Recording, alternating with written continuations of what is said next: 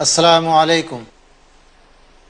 آج میں آپ کی خدمت میں یہ عرض کرنا چاہتا ہوں کہ کردار کی جیت کس طرح ہوتی ہے۔ عمل سے زندگی بنتی ہے، جنت بھی جہنم بھی، یہ خاکی اپنی فطرت میں نہ نوری ہے نہ ناری ہے۔ یقین محکم عمل پیہم، محبت فاتح عالم، جہاد زندگانی میں ہیں یہ مردوں کی شمشیریں۔ اگر انسان کے اندر یقین کامل پیدا ہو جائے، ایمان کی دولت اسے میسر آ جائے اور ایمان کے مطابق اس کا کردار تشکیل پا جائے، صالح عمل کی طرف اس کا رجحان بڑھتا چلا جائے اور انسانوں کی خدمت کا جذبہ اس کے اندر پیدا ہو جائے، ایسی محبت وہ انسانوں سے کرے کہ دنیا کو فتح کر لے محض اپنی محبت کے بلبوتے پر، تو اسے کوئی ہرا نہیں سکتا۔ شرط یہ ہے کہ اللہ اس کے رسول پر ایمان، طاقتور اور توانا ایمان ہو، اللہ پر ایمان لائے، اس کے تمام رسولوں پر ایمان لائے، اس کی بھیجی ہوئی تمام کتابوں پر ایمان لائے، اس کے مبعوث کردہ تمام پیغمبروں پر ایمان لائے، تقدیر پر ایمان لائے، فرشتوں پر ایمان لائے، اس بات پر ایمان لائے کہ اس دنیا میں جو کچھ بھی ہوتا ہے اللہ کی مرضی سے ہوتا ہے، اور ایمان کے بعد اپنی زندگی کو تبدیل کرنے کا اس کے اندر جذبہ صادق ہو، محض زبانی ایمان نہ ہو، ایمان کا دعویٰ کر لے اور اس کا عمل ایمان کے مطابق نہ ہو، یہ مطلوب نہیں ہے۔ ایمان ہو تو نیک عمل بھی ہو۔ آپ کو معلوم ہے کہ تقریر سے ممکن ہے نہ تحریر سے ممکن وہ کام جو انسان کا کردار کرے۔ کیریکٹر، کردار، نیک عمل، انسان کا رویہ، اس کا اخلاق، اس کی کوئی کاٹ نہیں ہے دنیا میں، اس کا کوئی جواب نہیں ہے کسی کے پاس۔ دشمنی اور عداوت کا لاکھ پروپیگنڈا ہو، اللہ اس کے رسول کے خلاف مخالفت کا بازار گرم ہو، مسلمانوں کا جینا دوبھر کر دیا جائے، لیکن اگر مسلمان بحیثیت مجموعی ایمان، عمل صالح اور خلق خدا سے محبت کو اپنا قومی شعار بنا لیں تو یہ دنیا ان کے قدموں میں ہوگی۔ یہ محبت کیسی؟ بے غرض محبت، عام انسانوں کی خدمت کا جذبہ جو عین ایمان ہے۔ اللہ کے رسول صلی اللہ علیہ وسلم کے جانی دشمن، لیکن اللہ کے رسول صلی اللہ علیہ وسلم کو روزانہ جس راستے سے گزر ہوتا تھا، ایک یہودی آپ کے سر پہ کوڑا ڈال دیا کرتا تھا، آپ کوڑا جھاڑ کے آگے بڑھ جاتے تھے۔ ایک دن معلوم ہوا کہ کوئی کوڑا ڈالنے والا ہی نہیں۔ اللہ کے رسول کو تشویش ہوئی، معاملہ کیا ہے؟ آج کوڑا کسی نے ڈالا نہیں۔ اس کے گھر جا کے کھٹکھٹایا دروازہ تو معلوم ہوا وہ بیمار ہے۔ آپ نے اس کی عیادت کی، مزاج پرسی کی، وہ قدموں میں گر پڑا اللہ کے رسول کی، اس نے اسلام قبول کر لیا۔ پڑوسی چاہے مسلمان ہو، چاہے ہندو ہو، چاہے عیسائی ہو، دوست ہو یا دشمن ہو، ماں باپ کے بعد سب سے زیادہ حق پڑوسی کا ہے۔ اللہ کے رسول صلی اللہ علیہ وسلم ایک بار مسجد نبوی میں خطبہ دے رہے تھے ممبر پر۔ صحابی کہتے ہیں کہ آپ نے پڑوسی کے اتنے حق بتائے کہ ہم لوگوں کو شبہ ہونے لگا کہیں وراثت میں اس کو اس کا حصہ دار نہ بنا دیں۔ پڑوسی کے اتنے حقوق بتائے آپ۔ اللہ کے رسول نے حکم دیا کہ اگر تمہیں اپنی زمین بیچنی ہے، اپنا مکان بیچنا ہے، تو پہلے پڑوسی سے پوچھو۔ اس کو کہتے ہیں عربی میں حق شفا، حدیث میں پڑوسی اجازت دے تب بیچو۔ پڑوسی کا اتنا حق ہے۔ ایمان ہو، اگر کردار ہو اور محبت ہو، خلق خدا سے محبت، خدمت کا جذبہ ہو، تو مسلمانوں کو کوئی ہرا نہیں سکتا۔ بہترین مثال میں آپ کے سامنے پیش کرتا ہوں۔ پوری ایک سورہ نازل ہوئی اسی پر قرآن پاک میں، حضرت یوسف علیہ الصلوۃ والسلام کا کردار پیش کیا ہے مسلمانوں کے سامنے اللہ رب العزت نے۔ کتنا بے داغ کردار ہے ان کا۔ پوری ایک سورہ نازل ہوئی، اس کی چند آیتیں میں آپ کے سامنے تلاوت کرتا ہوں۔ بسم اللہ الرحمن الرحیم۔ وَلَمَّا بَلَغَ أَشُدَّهُ وَآتَيْنَاهُ حُكْمًا وَعِلْمًا وَكَذَلِكَ نَجْزِي الْمُحْسِنِينَ وراودته التي هو في بيتها عن نفسه وغلقت الأبواب وقالت هيت لك قال معاذ اللہ انہ ربی احسن مثوایا انہ لا یفلح الظالمون وَلَقَدْ هَمَّتْ بِهِ وَهَمَّ بِهَا لَوْلَا أَن رَّأَىٰ بُرْهَانَ رَبِّهِ كَذَٰلِكَ لِنَصْرِفَ عَنْهُ السُّوءَ وَالْفَحْشَاءَ إِنَّهُ مِنْ عِبَادِنَا الْمُخْلَصِينَ وَاسْتَبَقَ الْبَابَ وَقَدَّتْ قَمِيصَهُ مِنْ دُبُرٍ وَأَلْفَ يَا سَيِّدَهَا لَدَى الْبَابِ قالت ما جزاء من أراد بأهلك سوءا إلا أن يسجن أو عذاب أليم قال هي راودتني عن نفسي وشهد شاهد من أهلها إن كان قميصه قد من قبل فصدقت وهو من الكاذبين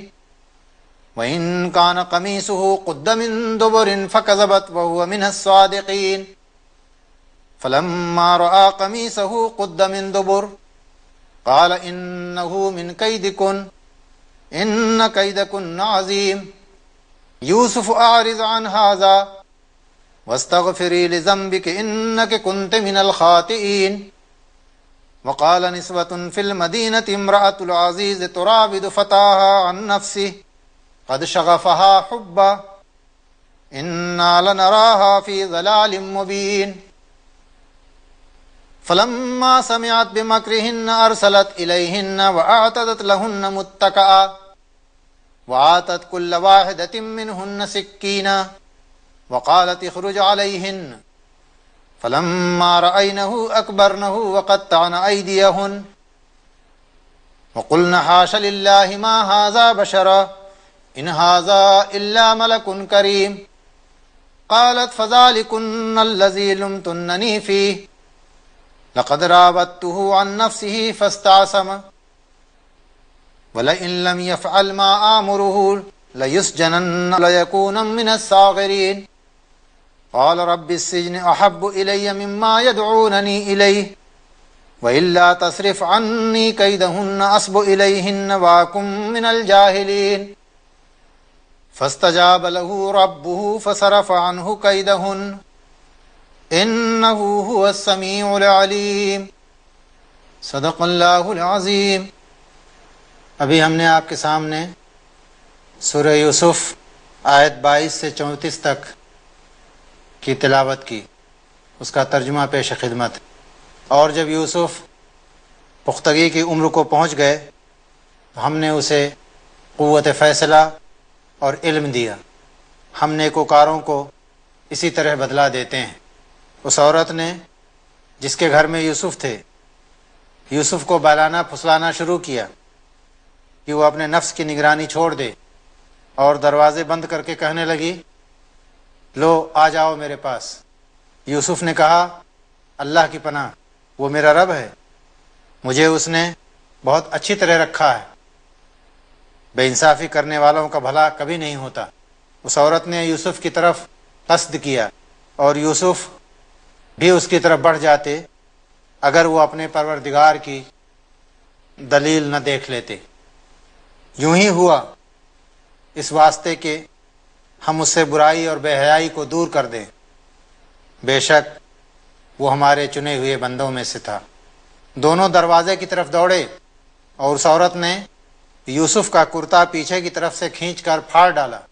دروازے کے پاس ہی عورت کا شوہر مل گیا تو وہ کہنے لگی جو شخص تیری بیوی کے ساتھ برا ارادہ کرے اس کی سزا بس یہی ہو سکتی ہے کہ اسے قید کر دیا جائے یا کوئی دردناک سزا دی جائے۔ یوسف نے کہا یہ عورت ہی مجھے بہلا پھسلا رہی تھی، اور عورت ہی کے قبیلے کے ایک شخص نے گواہی دی کہ اگر اس کا کرتا آگے سے پھٹا ہے تو عورت سچی ہے اور یوسف جھوٹا ہے، اور اگر اس کا کرتا پیچھے سے پھٹا ہے تو عورت جھوٹی ہے اور یوسف سچوں میں سے ہیں۔ شوہر نے دیکھا کہ یوسف کا کرتا پیچھے کی طرف سے پھٹا ہے تو اس نے صاف کہہ دیا کہ یہ تم عورتوں کی چال بازی ہے، بے شک تمہاری چال بازی بڑی خطرناک ہوتی ہے۔ یوسف اب اس بات کو بھول جاؤ، اور اے عورت تو اپنے گناہ سے توبہ کر، بے شک تو گنہگاروں میں سے۔ شہر کی عورتوں میں چرچا ہونے لگا کہ عزیز کی بیوی اپنے نوجوان غلام کو اپنا مطلب نکالنے کے لیے بہلانے پھسلانے میں لگی رہتی ہے۔ ان کے دل میں یوسف کی محبت بیٹھ گئی، ہمارے خیال میں تو وہ سری گمراہی میں پڑ چکی ہے۔ اس عورت نے جب دوسری عورتوں کی پرفریب باتوں کا حال سنا تو اس نے انہیں اپنے یہاں دعوت پہ بلا بھیجا، ان کے لیے ایک مجلس مرتب کی اور ان تمام عورتوں کو ان کے ہاتھوں میں ایک ایک چھری دے دی۔ پھر اس نے یوسف سے کہا، اے یوسف، ان کے سامنے نکل کے آؤ۔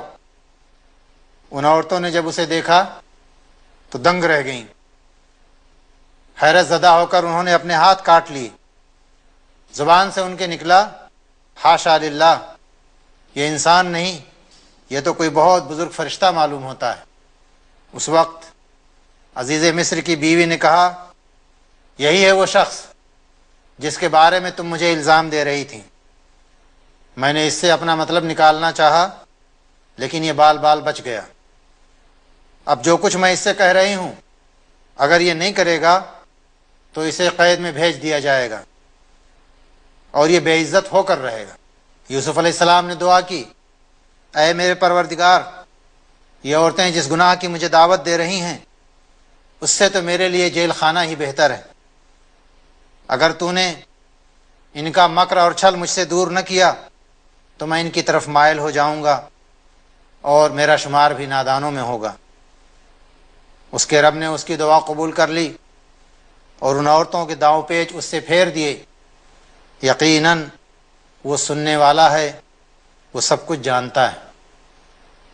ناظرین محترم، حضرت یوسف علیہ السلام کی خوبصورتی، ان کے حسن و جمال کا چرچا پوری دنیا میں، اسلام کے آنے سے پہلے دوسرے مذاہب کی کتابوں میں بھی ان کے حسن کا چرچا ملتا ہے، اور یہی ان کی خوبصورتی تھی جس کی وجہ سے وہ بڑی سخت آزمائشوں سے گزرے۔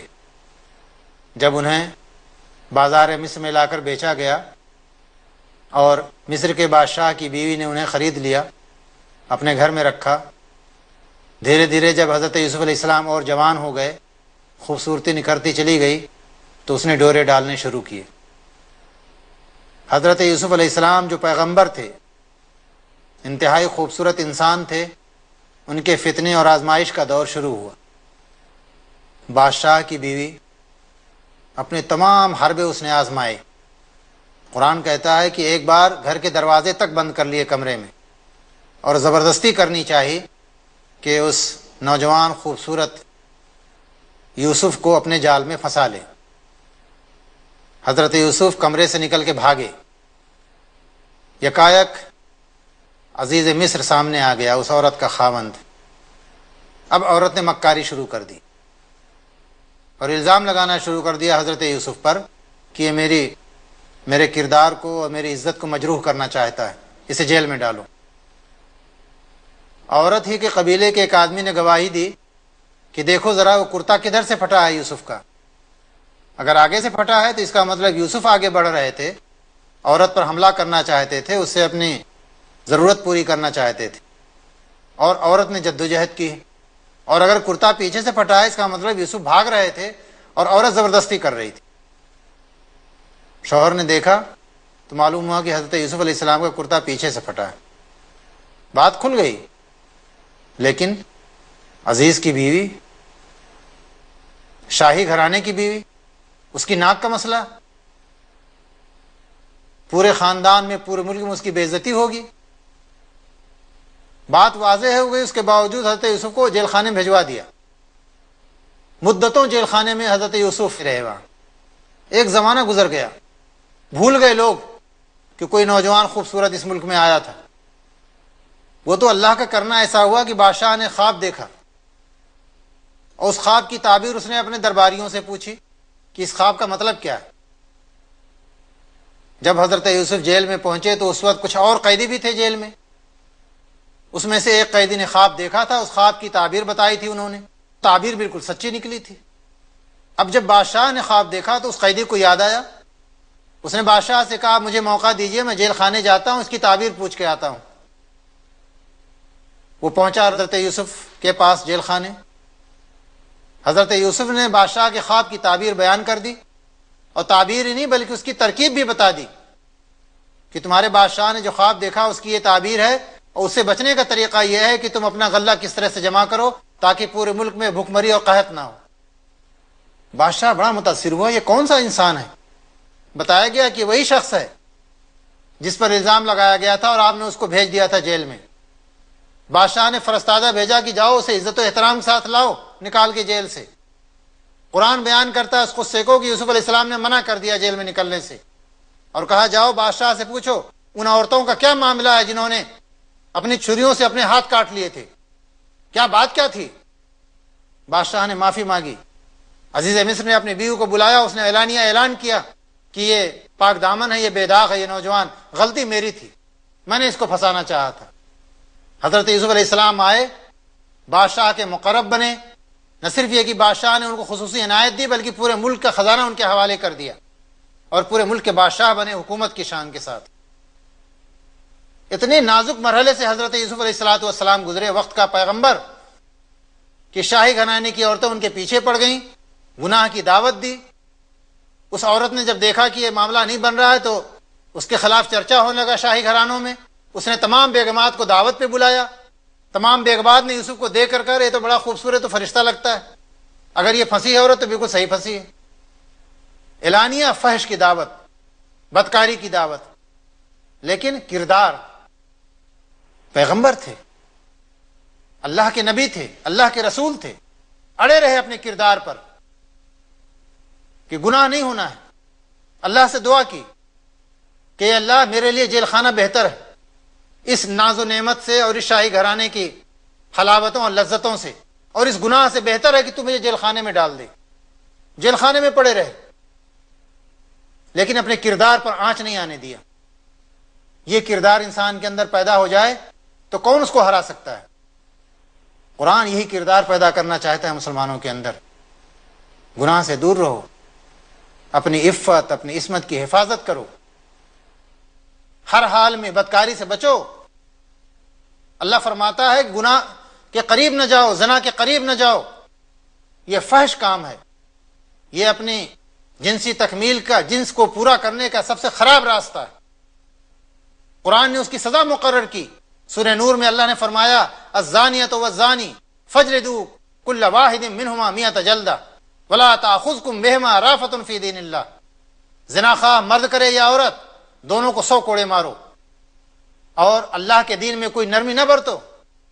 اللہ کے رسول نے اپنے حدیث میں اس کی وضاحت فرمائی کہ زنا کرنے والا مرد یا عورت اگر شادی شدہ ہے تو اس کو رجم کرو، پتھر مار مار کے اس کو ہلاک کرو، اور اگر غیر شادی شدہ ہے تو اس کو 100 کوڑے مارو۔